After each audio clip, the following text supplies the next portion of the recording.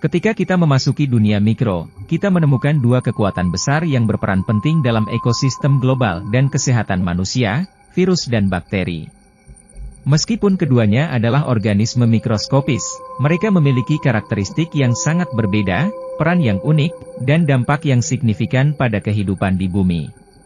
Dalam narasi ini, kita akan menjelajahi dunia virus dan bakteri, mengungkap rahasia kecil mereka, bagaimana mereka mempengaruhi kita, dan peran penting yang mereka mainkan dalam berbagai aspek kehidupan. Virus adalah entitas mikroskopis yang seringkali disebut sebagai agen infeksius. Mereka adalah salah satu organisme paling sederhana yang ada, tetapi jangan biarkan kesederhanaan mereka membingungkan Anda.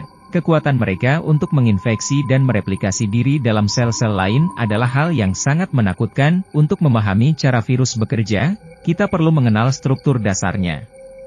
Virus terdiri dari 3 komponen utama, genom, protein pelindung, dan seringkali lapisan luar berbentuk kapsid.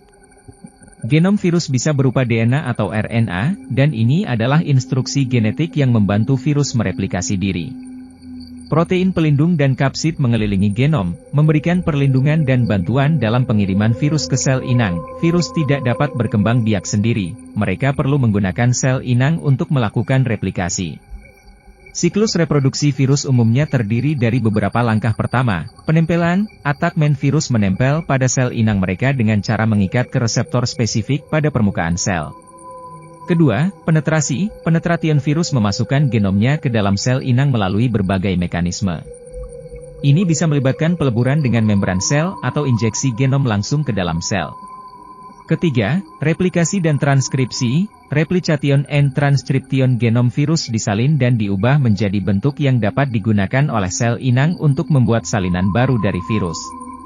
Keempat, perakitan. Assembly komponen-komponen virus baru diproduksi dalam sel inang dan dirakit menjadi virus lengkap. Kelima, pelepasan. Rilis virus baru melepaskan diri dari sel inang, seringkali menghancurkan sel inang dalam prosesnya. Mereka kemudian dapat menyebar untuk menginfeksi sel-sel lain. Virus dapat menyebabkan berbagai penyakit pada manusia, hewan, dan tanaman. Contoh virus yang terkenal antara lain Human Immunodeficiency Virus, HIV, yang menyebabkan AIDS, influenza virus yang menyebabkan flu, dan SARS-CoV-2 yang menyebabkan COVID-19. Penyakit-penyakit ini dapat memiliki dampak besar pada kesehatan dan ekonomi global, meskipun seringkali dianggap sebagai musuh, virus juga memiliki peran positif dalam dunia mikrobiologi. Banyak teknik rekayasa genetik yang memanfaatkan virus sebagai vektor untuk memasukkan gen tertentu ke dalam sel-sel manusia atau organisme lain, membuka potensi untuk pengobatan genetik dan terapi. Bakteri adalah makhluk mikroskopis lain yang mendiami bumi sejak jutaan tahun lalu. Mereka adalah bentuk kehidupan yang jauh lebih kompleks dibandingkan virus, dengan kemampuan untuk melakukan berbagai fungsi vital dalam berbagai ekosistem. Bakteri memiliki struktur yang lebih kompleks dibandingkan virus. Mereka memiliki membran sel, sitoplasma, DNA dalam bentuk kromosom sirkular, dan seringkali flagela atau pilus yang memungkinkan pergerakan dan interaksi dengan lingkungan. Bakteri berkembang biak melalui 2 cara utama, pembelahan biner dan konjugasi. Pembelahan biner, binary fission ini adalah cara paling umum bagi bakteri untuk mereplikasi diri. Sel bakteri membelah menjadi 2 sel anak yang identik. Konjugasi, conjugation ini adalah proses di mana bakteri dapat berbagi materi genetik langsung satu sama lain melalui struktur yang disebut pilus konjugatif. Hal ini memungkinkan pertukaran gen dan mungkin menciptakan variasi genetik. Bakteri adalah pengurai utama dalam siklus nutrisi di alam. Mereka membantu mengurai materi organik menjadi senyawa yang dapat digunakan oleh organisme lain. Selain itu, beberapa bakteri juga melakukan fotosintesis, menghasilkan oksigen yang kita hirup. Bakteri juga terlibat dalam simbiosis dengan organisme lain, seperti manusia yang memiliki flora usus yang membantu dalam pencernaan. Bakteri juga memiliki banyak penggunaan positif dalam kehidupan manusia. Mereka digunakan dalam berbagai industri, seperti industri makanan untuk fermentasi dan produksi keju, industri farmasi untuk produksi antibiotik, dan industri bioteknologi untuk produksi berbagai produk kimia dan biologi. Dalam bagian ini, kita akan membandingkan beberapa karakteristik utama dari virus dan bakteri. Virus adalah entitas yang lebih kecil dibandingkan bakteri. Mereka seringkali hanya terlihat di bawah mikroskop elektron, sedangkan bakteri dapat terlihat dengan mikroskop cahaya. Virus memiliki struktur yang jauh lebih sederhana dibandingkan bakteri. Mereka terdiri dari hanya beberapa komponen dasar, sementara bakteri memiliki sel yang lebih kompleks dengan membran, organel, dan ribosom. Virus tidak dapat mereplikasi diri sendiri dan memerlukan sel inang untuk melakukan replikasi. Di sisi lain, bakteri dapat melakukan pembelahan biner sendiri. Virus seringkali lebih terkait dengan penyakit daripada bakteri.